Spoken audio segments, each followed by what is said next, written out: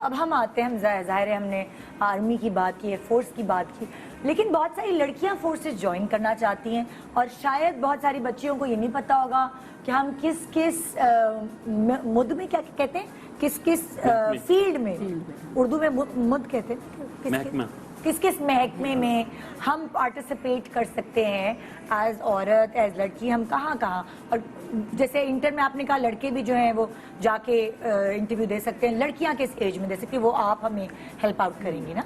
लड़कियां भी इसी तरह इंटर के बाद ही जाती हैं, लेकिन जो मेडिकल में अगर डॉक्टर आप बन चुकी हैं, अगर तो आप डॉक्टर बन चुकी हैं और फिर जाना चाह रही हैं, तो फिर आपको जाते ही ये सारा एग्ज़ाम उसी तरह होता है जैसे कर्नल साहब ने बताया, उसी तरह एग्ज़ाम होगा जिसमें आपका फिज़िकल टेस्ट होगा, आप फिट हैं नहीं हैं, ठीक है। उसके बाद आपका एग्ज़ाम होगा, इंटेलिजेंस टेस्ट होगा कि यहाँ से भी कोई ऑर्गन काम करता है कि नहीं करता है ठीक है।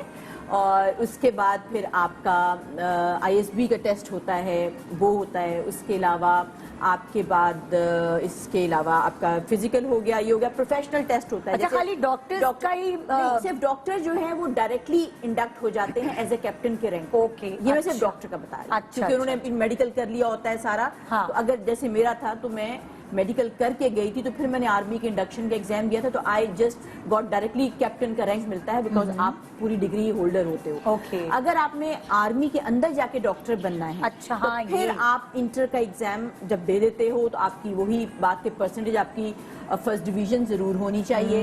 फिर आप आर्मी मेडिकल कॉलेज के लिए अप्लाई करते हो, तो उसमें ये सारे टेस्ट होते हैं। अच्छा। जिसमें आपका फिजिकल, इंटेलिजेंस, एप्टीट्यूड मतलब किस तरह के, लाइक मैं अगर आप बात कर रहे हैं हम आपस में, तो अंदाजा हो जाता है कि ये शख्स, ये लड़की या लड़का, ये कैसी पर्सनैलिटी है, ये क्या बहुत जान दे देगी अपने मुल्क के लिए, अपने लोगों के लिए, या भाग जाएगी जब भी जंग शुरू होगी पीछे से भाग जाएगी ठीक है। तो ये चीजें देखी जाती हैं लड़कों में भी, लड़कियों के अंदर से जज्बा कितना है, ठीक है। छोटी मोटी जैसे इन्होंने बताया कि एयरफोर्स में 6x6 होनी चाहिए, क्योंकि आप इतना बड़ा जहाज लेके जा रहे हो ना, वो भी आपके मुल्क का खजाना है, इतना एक उसका कीमती चीज है।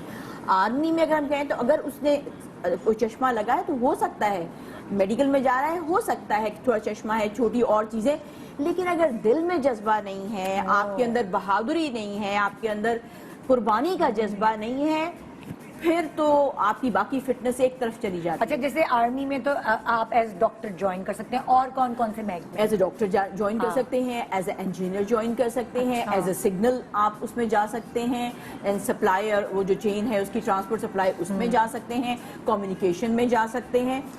इसमें जो उन्होंने बताया इस फील्ड में BSc ऑनर्स आप कह लें कि जब वो जाएंगे तो तब आप जाते हैं। तो जो लेडीज़ हैं उनके लिए जो है ना, ये है कि अगर आपने सिग्नल में जाना है, लॉजिस्टिक उसमें जाना है, आपने इंजीनियर में जाना है, तो उसकी क्वालिफिकेशन ये है। अब कहते हैं ना, बच्चियों का और इनका जज्बा देख के, and they are so good. मैं आपको हैरत की बात बताऊं कि अगर आप ओवरऑल बॉयज़ का सिलेक्शन रेट देखें और गर्ल्स का, तो उनका लड़कियों का ज़्यादा है। अच्छा। मतलब अगर 100 लड़कियां आएंगी तो उनमें से 30-40 लड़कियां सिलेक्ट हो जाती हैं, और जो लड़के हैं वो मे बी 2-3-4 हों। तो इतना ज़्यादा है, बिकॉज जितनी आती हैं वो कहते हैं ना, उसको पार करके आती हैं बाउंड्री को, and they are very good and they are very well prepared. और फिर क्योंकि उनकी ज़्यादातर, जिस तरह मैंने बताया कि BS ऑनर करके आना है, तो आपने तो मास्टर्स वो है, तो वो they are more refined and they perform very well. जितनी आप लोग लड़कों को फिजिकल ट्रेनिंग कराते हैं सख्त, उससे कितनी परसेंटेज कम लड़कियों को, उनको भी करनी पड़ती है, डॉक्टर्स को भी फिजिकल ट्रेनिंग पड़ती है भाई। Selection criteria is almost the same. अच्छा, आखिर तो सबने जंग में ही जाना है, मतलब हम वो ठुमक करके चल रहे हों, और ऐसे तो नहीं, आपको उसी तरह परेड करनी है, फायरिंग आनी चाहिए, एम लेना आना चाहिए पहाड़ों पे। लाइक मैं बता रही थी कि वजीरिस्तान वाना तक हमें तो हम गए हुए थे। लाइक एक टाइम था कि मुझे याद है कि उन्होंने इसी तरह इन इलाके में, नॉर्दर्न इलाके में, तो वो वहाँ पे कोई हॉस्पिटल ऐसा तो था नहीं, तो एक दरख्त के नीचे, चलो जी टेबल ले आओ, एक कोई स्टूल ले दो, चलो जी डॉक्टरी शुरू। इट्स नॉट कि आपके पास एक अंदर बैठे हुए हैं और कुछ नहीं है, तो हमें पता है कि अभी टंग डिप्रेसर नहीं है, ये नहीं है, हमें पता है रफ टफ। एयरफोर्स में क्या क्या महकमे में आ सकती है? और मैम एयरफोर्स में पायलट्स भी आ सकती हैं, इंजीनियर्स आ सकती हैं, जैसे मैम ने बताया डॉक्टर्स आ सकती हैं। अच्छा।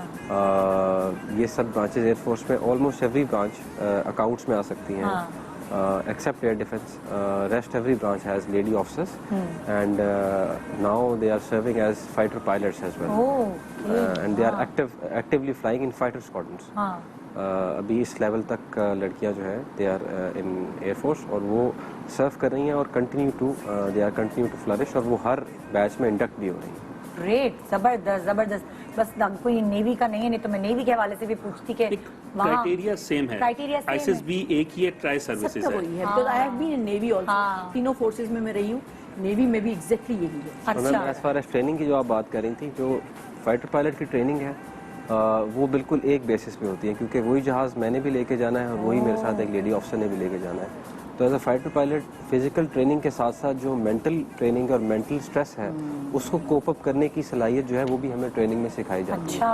क्योंकि आप एक जहाज़ में अकेले बैठे होते हैं, आपके साथ 2-3 और आपके कोलीग्स फ्लाई कर रहे होते हैं, and you are pitched against an enemy, और एक एयर स्पेस है और आपने उसको डिफेंड करना है, and you are given with weapons और दे आर नाउ मॉडर्नाइज्ड, और उस गैजेटरी को हैंडल करना उस स्ट्रेस लेवल के अंदर उसके लिए मेंटल स्ट्रेंथ की बहुत ज़रूरत है, और उसकी ट्रेनिंग भी उसी तरह होती है लड़कियों की जिस तरह हमारी होती है, और वो अभी तक एयरफोर्स पे बहुत अच्छा काम कर रही है और इंशाल्लाह करती रहेंगी।